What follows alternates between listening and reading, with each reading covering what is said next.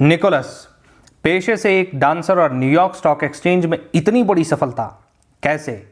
नमस्कार दोस्तों, किताब दस्तक सुन रहे हैं आप। आज बात होगी स्टॉक मार्केट की।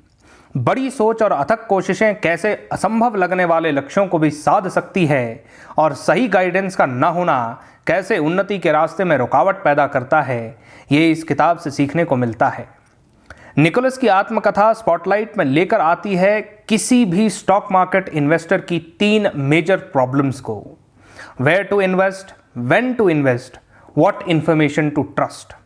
तो अगर आपकी भी यही समस्या है या आप स्टॉक मार्केट में इन्वेस्ट करने के बारे में सोच रहे हैं या आप वो हैं जो बस अब मार्केट को क्विट करना चाहते हैं, तो ज़रा रुकिए, शायद ये किताब आपकी समझ को बदल के रख दे। आगे बढ़ने से पहले चैनल को सब्सक्राइब कर लें और वीडियो को लाइक। कहानी की शुरुआत होती है टोरंटो शहर से, जहां निकोलस अपनी डांस परफॉर्मेंस देने गए थे। साल 1952। निकोलस का induction into the stock market होता है उस नाइट क्लब के ओनर्स के कारण जहां वे परफॉर्म करने गए थे। वो ऑथर को कैश की जगह एक कंपनी के 6000 शेयर देने की बात करते हैं, जिनकी कीमत उस समय $3000 थी।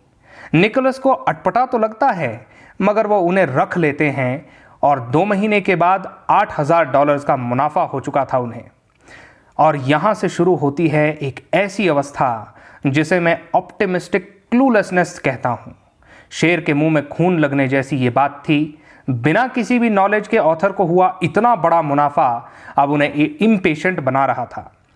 अब उन्हें और प्रॉफिट चाहिए था। उन्होंने क्लब्स में आने जाने वाले लोगों से पूछना शुरू किया, ये सोच के कि सब कोई ना कोई अच्छा स्टॉक तो जानते ही होंगे। इसी बीच उनकी मुलाकात एक टिप प्रोवाइडर से होती है और वो ऑथर को अपनी सक्सेस स्टोरी बताता है कि कैसे एक गोल्ड कंपनी से उसे 5 गुना डिविडेंड मिलता है, उस प्राइस पर जिसे उसके पिता ने उस स्टॉक को खरीदा था। बात तो अच्छी थी, 5 times dividend on the face value, मगर निकोलस ये बात ज़रा देर से समझे कि ब्रोकर उस स्टॉक को 35 साल से होल्ड करके वो प्रॉफिट्स कमा पा रहा था। उसकी टिप्स को फॉलो करके ऑथर ने जिन भी स्टॉक्स में पैसा लगाया वो लॉस में ही गया। कहानी आगे बढ़ी और ऑथर जाने किन किन स्टॉक्स में पैसा लगा बैठे और उन्हें अपने स्टॉक से मानो प्यार सा हो गया था। उनकी तारीफ करते वो न थकते, मगर निकोलस की आंखें तो तब खुली जब वो सभी स्टॉक्स लॉस में चले गए। ऑथर ने सोचा कि अब इधर उधर से पूछना बंद और अब से मैं मैगजीन्स पढ़ के आगे बढ़ूंगा। तो उन्होंने कैनेडियन फाइनेंशियल पब्लिकेशंस और कैनेडियन स्टॉक टेबल्स पढ़ने शुरू कर दिए। और भी बड़ा blunder, buy this stock now before it's too late, if your broker advises against it, get rid of your broker. जैसे गरम मसाला हेडलाइन से भरी हुई वो मैगजीन्स ऑथर को लॉसेस के नए लेवल्स पर ले गई। ऑथर को अब कई सालों बाद ये रियलाइज हुआ कि ये सारा स्कैम है। जब ये मैगजीन्स छोटे इन्वेस्टर्स को बाय का टिप देती हैं तो बड़े स्टॉक ट्रेडर्स एग्जिट कर रहे होते हैं। इसलिए जब हम स्टॉक में एंटर होते हैं तो वो ड्रॉप होने लगता है। छोटे इन्वेस्टर्स के पैसे में वो डेप्थ नहीं होती कि वो गिरते हुए स्टॉक प्राइस को सपोर्ट दे सकें।